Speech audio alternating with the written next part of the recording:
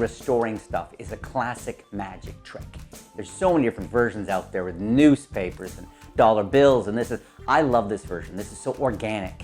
I actually have a few different handlings on this. We're gonna learn the secret to the trick right here on today's video. On today's video also, I'm gonna do the usual bunch of other things. First, I'm gonna announce the winners. What did we give away last week? I'm gonna reveal the names of the 12 winners of my Portal utility prop. With Portal, you can make stuff vanish, appear, transform. There's so many visual moments of magic you can do with it. So yeah, get ready for me sometime in this video. I'm tricky. I never quite let you know when it's gonna be.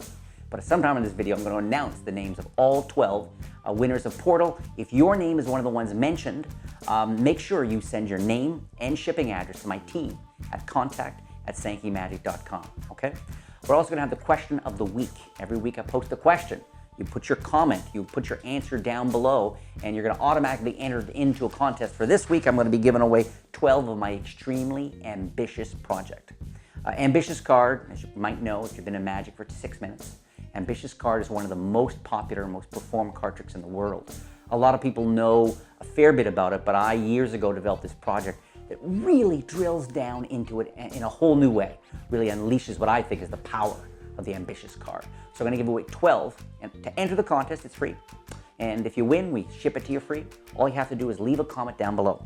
And this week's question is, if you could tear and restore anything in the world, what would it be? You get to tear and restore anything you want. Leave a comment down below and be automatically entered into this contest. I should also mention, on this video every week now, I also include a tip of the week, a magic tip of the week.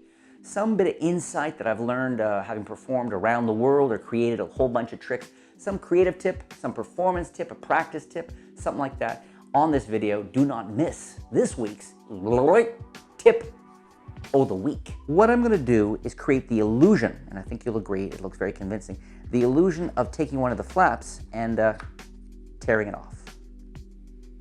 Looks good. If you're close enough, you'd hear that this little pluck off sound sounds good. I mean, that's absolutely convincing, and yet the flap is still there. The way I did that is I just had an extra flap. I'm using a third flap, okay? Third flap. And this is clipped. And it doesn't matter if it's clipped this way or this way or this way, any old way between my first two fingers. My hands can be very relaxed. I can handle things, move things around, all that stuff. What I like to do is be able to hold it like this between the two fingers and the thumb. Very relaxed. I mean, look at that. Draw attention to the two flaps. Now, the key, so this is clipped here, and this is going to make you chuckle maybe. It's not as simple as your right hand holding the case here. It took me a while to figure out, here's the left hand's grip, and it's really quite particular, okay? You want to be gripping the card case with the first finger not too close to the flap, because that obscures it, makes it look suspicious. So you want the first fingertip, or I should say the second fingertip, about ½ an inch, maybe an inch down from the flap. Okay, that's that finger. The thumb, you actually want the thumb closer up to this flap, okay? So you really only want about 1/4 inch to ½ an inch from this flap. So there's the finger, and you want your first finger pushing down. And the reason you want all these particulars is because when I pretend to tear off this flap, I'm going to push it back with my thumb inside the case, and I want it to stay inside the case. And with your first finger, if you push down on the case, by making it not concave, convex, not the cave, it locks in that flap, okay? It locks that flap in, which is why the tip is here, okay? Then in a moment, when I come over here and pretend to take this flap off, you know what I'm going to do? I'm not going to stuff it inside here. I'm going to actually bend it back behind, and I want the left thumb in position to be able to hold it in place, all right? So, where do we start? We've got this clipped, as we said. And I can do this in my pocket. I can do it with just one hand. That's the great thing about practicing, folks. Good night. Is you're here. You're here. I'm holding the case in my special grip. I draw attention to the flaps. Maybe I've just removed the cards, and while someone's shuffling the cards, okay, I put both my hands in my pockets in a relaxed fashion, as if, you know, take your time. And when I do that, that's when I get this, okay, either into finger palm and then move it to clip, or maybe I get it right into clip and come out like this. Take the card case. I'm here.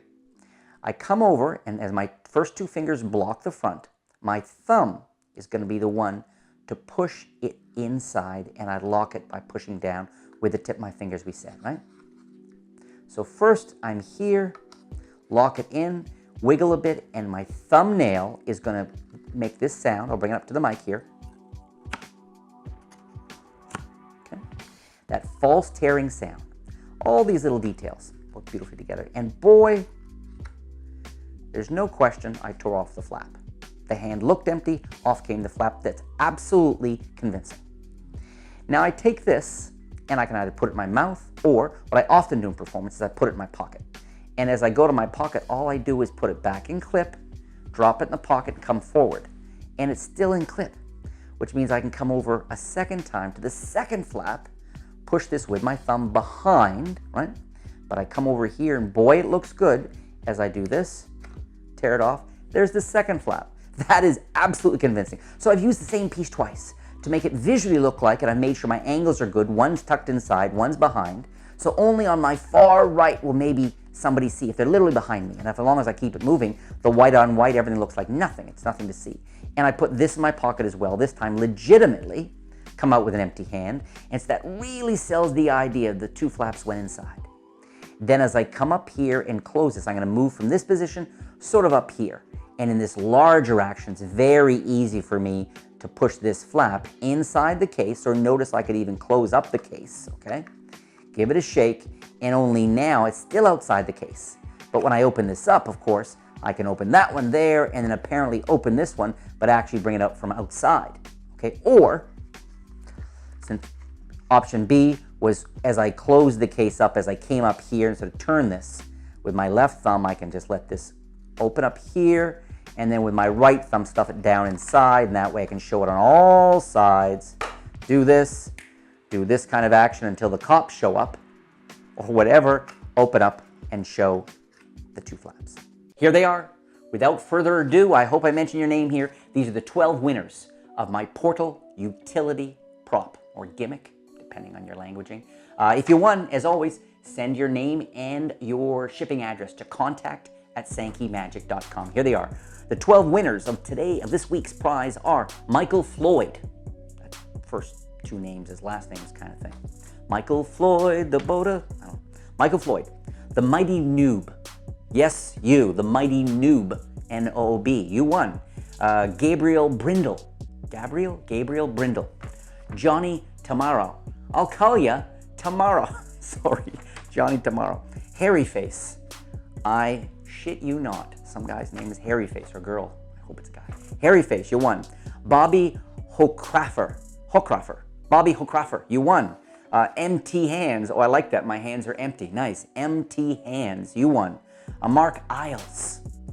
Victoria Browning. Kyle Sleen. Gus Lefont. Gus Lefont, you won. And Wesley Forthers. Wesley Forthers. You 12 won. Thank you so much for leaving comments and subscribing to the Sankey Magic channel. Here's another little idea here.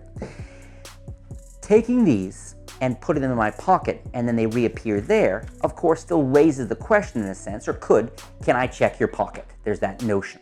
And depending on how lovely the lady is, I, of course, always say, that sounds great to me, and let that hang in the air. If you want to add sort of another beat of magic to this whole thing, what you can do is the exact same handling we showed, right? Where you come over here, you take the purse piece off, but now I'm going to pretend to put it down the cup, all right? And here you almost want to put it in the thumb palm, more relaxed, okay? Because putting it back into, immediately tearing it off and getting it into clip as you do that feels a bit weird to me. I want to add a bit more action. So I can take it off and just casually sort of drop it in a coffee cup or whatever, if there's a cup nearby, and put it into thumb palm, okay? Boom. Then I can come over here, do pretty much the same actions, lock it off in the back, and right from thumb palm, I can do the tear and then sort of open the full hand to show that, okay? Take this one and again put it inside, but still in thumb palm. And I do this, put it in thumb palm like this, rest the hand for a second, and drop this behind the table. And when we put that all together, watch the flow here, right? So this, with this lapping thing we're gonna do, boy, it looks nice. And you can do the standing up, right? So you can start here, come over, we've got our grip. Apparently taking the first one off, show it very fairly, and apparently put it in the cup, right? We know that's the first one. Second one comes over, tear that off, show that one, and again, apparently put that in the cup like that, right? Then we come back over here, close everything up. And now we're in this sweet situation, because now I can do this, sort of wave my hands, and show both flaps gone. Got an added magic moment, right? Or if you don't want to do it that way, you can sort of do this. Show your hands undeniably empty and ask somebody to get involved. Say, look, would you put your hand on top? You know, they lean over. They don't look inside necessarily. Say, give me your hand. You put it on top. That way I can't get to either of the two pieces. Now, this is your chance to be involved in my show. I want you to mime, a little bit of mime here. Pretend you're invisibly taking one of the pieces and throwing it towards the card case. Pretend the other one and throw it towards the card case. They lift their hand. There are no flaps. Everything's gone. Your hands are empty. They open this up and they find both. So it's this wonderful combination now. You've added some more magic moments to this really strong organic trick. This week, my magic tip to you is don't just practice, rehearse. And I have found so much value in this because I'm lucky enough to be in touch with a whole bunch of magicians all over the planet, beginners, intermediates, advanced. And so often when I talk to beginners, they always emphasize I practice my sleights in the mirror, or I practice my sleights here and I practice my sleights. Well, it's very important for you to get to a point. The whole point of any kind of practice or rehearsal is to get to that point that when you're showing a trick to somebody, you can relax. You can just focus on them. You can be in the moment. You can respond to this. You can bring your energy to this moment. You don't want to be thinking about your words, your sleights, or where the trick goes next. So don't just practice your sleights and then go perform for people and try to figure, well, I got my sleights down, the secret parts are down, the rest I'll riff. I think there's real value in rehearsing. And that means using your script and really getting a sense of the flow. I love when I'm workshopping a new trick, for sure. It's important that so much of the important practice happens during live performance. It's true. But once I'm doing something and I've got the sleights down, I also, maybe sort of on my living room floor or on my dining room card table or on the bed in my bedroom, I just lay out my stuff for the night and I walk through it. And I say the words. I don't necessarily try to perform them in the empty space. Okay, put your card back inside. You'll remember your card. I don't do that, but I kind of walk through the words a little bit, make sure I understand the flow. So this isn't quite practicing your sleights. This is rehearsing the trick from A to B, the pocket management, what's the next trick I might go into, really getting the bones of that down so you can be even more relaxed, hopefully when you go into performance, okay? So don't just practice your sleights, rehearse the entire trick as well. I hope you really have a lot of fun with that trick. Like I shared with you, there's so many ways to present this and share this with people, which is one of the things I really love about magic, is that you can have 12 magicians and they all perform the same trick, but none of them do it quite the same way. And remember, I think the ultimate goal of the magic effect is to try to express your unique self through it. And how do you do that? Well, I think the key is you can't just focus on the puzzle of it. You have to think about the presentation or the timing or the tone of what you do, all of the scripting, all these different kinds of things are where you have the best chance of expressing your real you. And when you do that, you inspire other people to share their real selves. It's one of the great things about close-up magic. You can really inspire people to reveal themselves and yourself in a way you can only do with very few other art forms. Okay? So have fun with that. Make sure to leave your comment, answer the question. What is this week's question again? It was, here we go. Right, if you could tear and restore, you'd think I'd remember. If you can tear and restore anything in the universe, anything, what would it be? Okay, so leave your comment down below. Be automatically entered into the contest to win one of 12 extremely ambitious DVDs. This is it's over 2 hours long, lots of opening effects and special handlings and crazy collection of closing phases for ambitious card, okay? So leave your comment down below and be instantly entered into the contest. Please click on that little bell, the notifications. If you're watching on your phone, it might be not that easy to find. It's usually on the homepage, a YouTube channel homepage. There's a little bell. That's the notifications. If you click on it and make sure that these little, dashes are activated, it means that when I launch one of my new videos, you'll be instantly notified. It also means, and I was told this by some YouTube people, it'll really increase the odds of my videos being featured.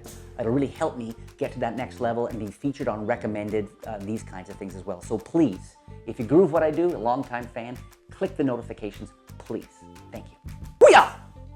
To learn the secret to a very cool karate card trick, where you find the selected card with just one finger, click here. And if you want to learn the secrets to making a signed playing card appear under your ball cap, click there.